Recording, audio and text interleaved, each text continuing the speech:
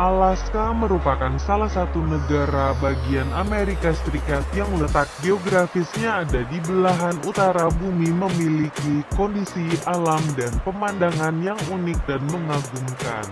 Ada kota yang mempunyai nickname The Salmon Capital of the World, yaitu Ketchikan, yang perekonomian memang berbasis turisme dan penangkapan ikan. Di pertengahan Juli, sungai-sungai Ketchikan dipenuhi ikan salmon yang berlompatan melawan arus sungai yang deras. Tak jarang pada musim salmon, sungai di sini menjadi bau amis.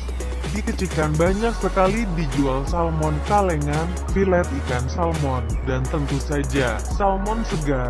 Ketchikan selain menyandang predikat kota penghasil ikan salmon terbesar di dunia, kota dengan koleksi patung totem suku Indian terbanyak di dunia, sepertinya juga menjadi kota dengan curah hujan tertinggi di seluruh daratan Amerika. Tidak henti-hentinya hujan mengguyur kota ini sepanjang hari, hanya 2 atau 3 jam reda, lalu gerimis lagi sepanjang hari.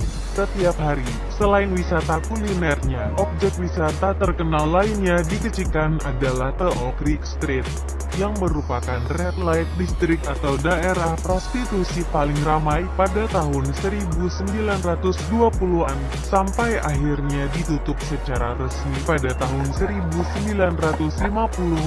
Kisah hidup ikan salmon bermula dari air tawar, tepatnya di daerah hulu sungai. Disinilah telur-telur ikan salmon dibuahi hingga menetas dan melahirkan calon-calon ikan salmon baru.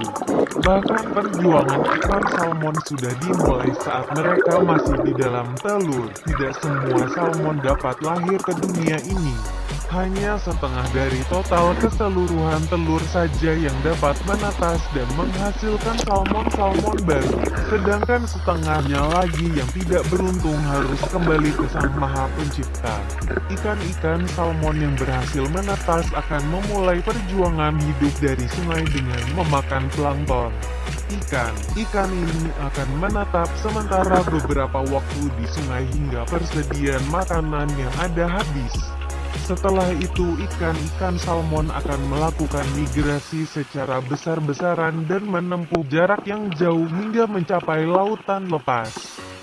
Setelah menempuh perjalanan panjang, akhirnya ikan-ikan salmon kecil sampai di laut, namun tentu tidak dari semua mereka beruntung sampai di lautan. Karena selama perjalanan beberapa ikan salmon harus mati dan menjadi mangsa ikan lainnya yang lebih besar. Di laut pun ikan-ikan kecil ini tidak sepenuhnya dapat hidup dengan tenang. Tubuhnya yang masih kecil menjadi sasaran empuk bagi para predator ganas dan mendiami lautan lepas. Ikan salmon yang masih hidup akan berkembang dan tumbuh hingga menjadi ikan salmon dewasa. Ikan salmon akan hidup di laut selama 5-7 tahun dan akan kembali ke kampung halaman mereka, yaitu sungai, guna melakukan perkembangbiakan. Saat tibanya waktu musim kawin dan berkembang biak, ikan salmon akan kembali ke sungai tempat mereka pertama kali melihat dunia. Disinilah keunikan ikan salmon. Ikan-ikan ini mampu menemukan jalan untuk pulang walaupun telah bertahun-tahun lamanya berkelana di lautan lepas. Bahkan banyak peneliti belum mampu mengungkap bagaimana ikan ini mampu mengingat perjalanan yang sangat jauh untuk sampai ke tempat mereka dilahirkan. Ikan salmon akan melakukan perjalanan panjang beramai-ramai dalam kelompok besar. Perjalanan pulang ikan salmon justru lebih berat karena ikan-ikan ini harus berpuasa dan hanya mengandalkan cadangan lemak dalam tubuh. Selain itu, untuk menuju sungai banyak rintangan yang harus dilalui, seperti melawan derasnya arus sungai, melompati air terjun, menghadapi para predator seperti beruang dan manusia. Dengan beratnya rintangan untuk menuju sungai, maka tidak semua salmon dapat sampai di kampung halaman tempat mereka dilahirkan. Beberapa ikan salmon harus mati dan tertangkap oleh predator yang menjadikannya sebagai santapan lezat.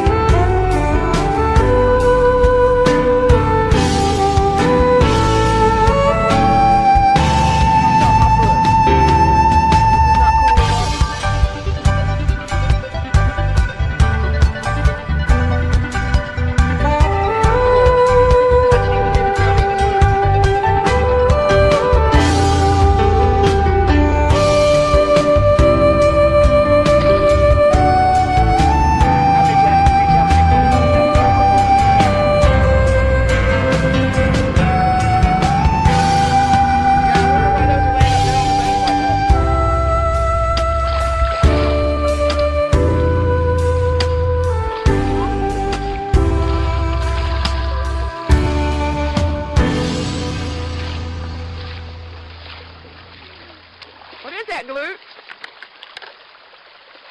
And for some reason, we have a few laying up here on the bank. So, not sure what the reason they're laying up there. They were there whenever we came up.